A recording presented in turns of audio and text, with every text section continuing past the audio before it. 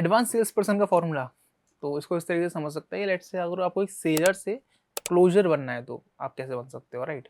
आपको प्रोडक्ट बेचने वाला नहीं बनना है, आपको डिसीजन मेकर बनना है। तो साइकोलॉजी समझो आप, एक पर्सन की जो कुछ परचेज करने आ रहा है, 4 तरीके के ही पर्सन आपको मिलेंगे, 4 तरीके की ही साइकोलॉजिस्ट होते हैं। पहला वो पर्सन मिलेगा जो लॉजिकल होगा। अब लॉजिकल कैसे होगा कि वो ना मोस्टली आपको स्पेक्स के ऊपर, फीचर्स के ऊपर, जो भी डायनामिक्स हैं उसके ऊपर, एट्रीब्यूट्स के ऊपर खेलेगा, ठीक है। आपको उसको उस पे जस्टिफाई करना है, उसको उसके पे सेटिस्फेक्शन देनी है, देन ही वो आपसे प्रोडक्ट परचेज करने वाला है, राइट। दूसरा मिलेगा जो इमोशनल होगा। हो सकता है वो आपसे बोले कि सर मुझे तो बेस्ट टीचर बनना है, मुझे उनको सपने के हिसाब से उनका सपना आपको जस्टिफाई कराना होगा कि आपका जो सर्विसेज है, आपका जो प्रोडक्ट है, उससे उनका सपना सच हो सकता है, राइट।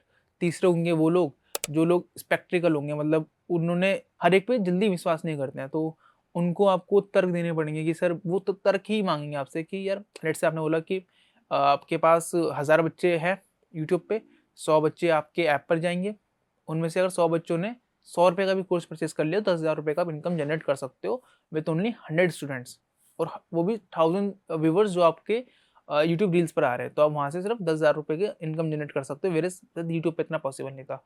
तो वो इस चीज़ पे बिलीव ही नहीं करेंगे कि यार ऐसे थोड़ा ना होता है, ऐसे थोड़ा ना पॉसिबल है। तो उनको आपको समझाना पड़ेगा कि सर ऐसा हो सकता है, मैं आपके साथ हूँ, ऐसा होता है। आपको उन्हें केस स्टडीज़ दिखानी पड़ेंगी, सर देखो इन टीचर ने स्टार्ट किया था, इन टीचर ने ऐसे-ऐसे ग्रो करा है।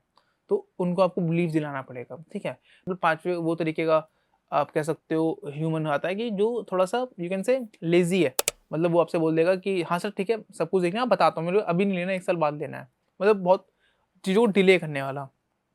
तो उनको आपको वैसे समझाना पड़ेगा कि सर देखो लेना आपको है, आप चाहें आज लो, चाहें 3 महीने बाद लो, लेट आप ही होगे, ठीक है।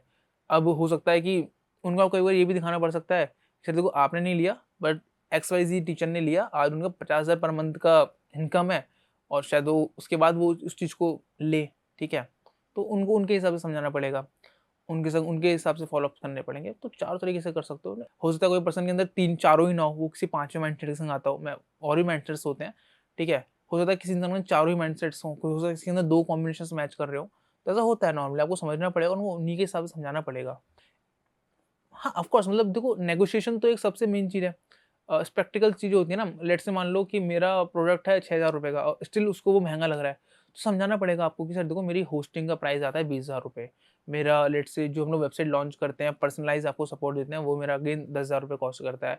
जब मैं आपको फ्री जो किट्स दे रहा हूँ, जो मैं फ्री बेनिफिट्स के अंदर दे रहा हूँ अभी के लिए, वो भी मैं अराउंड 2,000 रुपीज़ चार्ज करता हूँ उस चीज़ का। तो ओवरऑल आपको 35,000 के अराउंड पड़ती हैं चीज़ें। व्हेयरएज़ मैं क्या कर रहा हूँ, मैं आपको सब कुछ प्राइस में अभी डेमो के अंदर डिस्काउंट में जस्ट 5,999 या 6,000 रुपीज़ का दे रहा हूँ। तो इस तरीके से आपको उन्हें प्राइसिंग समझानी पड़ती है।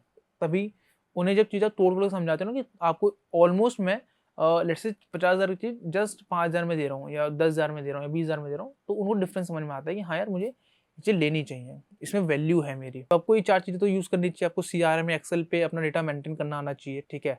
जिससे कि आपको फॉलोअप्स पता हो, आपको हॉट, वार्म, कोल्ड पता हो, आपको पता हो कि आपको किसी क्लाइंट को किस कैटेगरी में डालना है कि वो लेट्स से लेज़ी हैं या फिर वो लेट्स से स्पेक्टिकल है या फिर लेट्स से वो चीज़ें आप मैनेज कर पा रहे हो, ठीक है? उनसे लास्ट बात क्या हुई थी, कब लास्ट कॉल करनी है, एक्सेल पे वो चीज़ें मैनेज कर पाओ आप।